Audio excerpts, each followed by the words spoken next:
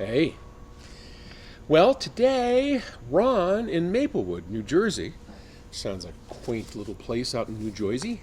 He asked, Paul, I just installed your DirectStream DAC into my system and I'm thrilled. Yes, good job. I'm using my older tube preamp, which is a carry and power amp, both carries, and both of which are high quality point to point pieces.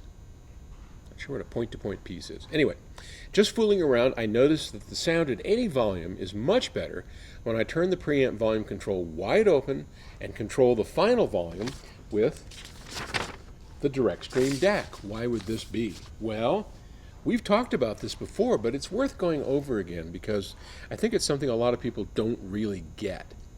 Most products, and with very few exceptions, that have volume controls are really limiting the sound quality, especially if they use a pot. And we've taken apart a pot. A pot is a potentiometer. It's short for a potentiometer, which is a variable resistor. And every time you turn a volume control up or down, that also doesn't work with a remote control. So if it's just a mechanical one like this, or sometimes they have motorized, we call them motorized pots, and you'll see the volume control with your, that's a potentiometer, that's a pot, and that will degrade the sound of your system depending on the quality of the pot. Now there are pots that are hundreds of dollars, like Penny and Giles. They're good, but they still degrade sound quality, and they'll degrade sound quality relative to the level that you have it.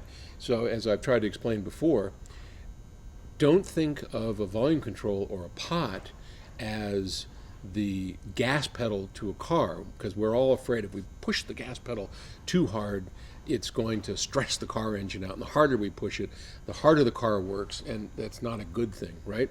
The fact is, think of it more like the brake pedal. So when you are using a pot and you're turning the volume down, you are restricting, adding resistance and attenuating the signal through that potentiometer.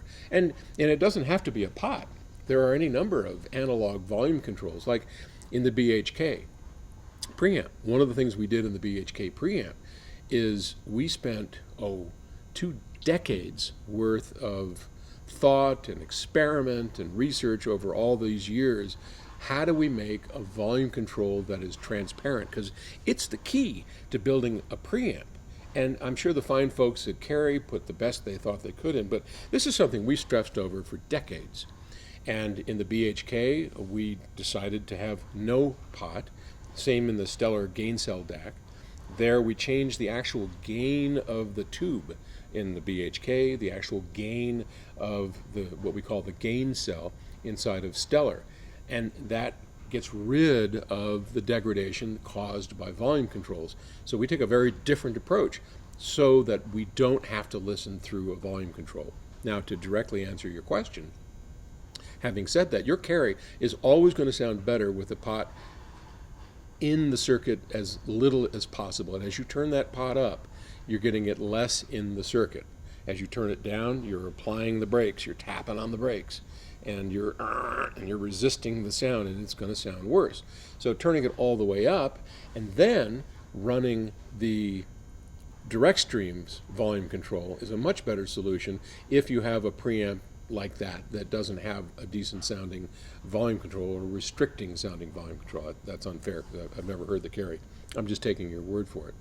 So what's different is in DirectStream, there, Ted Smith designed a digital volume control that has 0 loss of resolution, which is a whole other subject of how he did that. But that doesn't have any kind of loss regardless of where you put that volume control on DirectStream.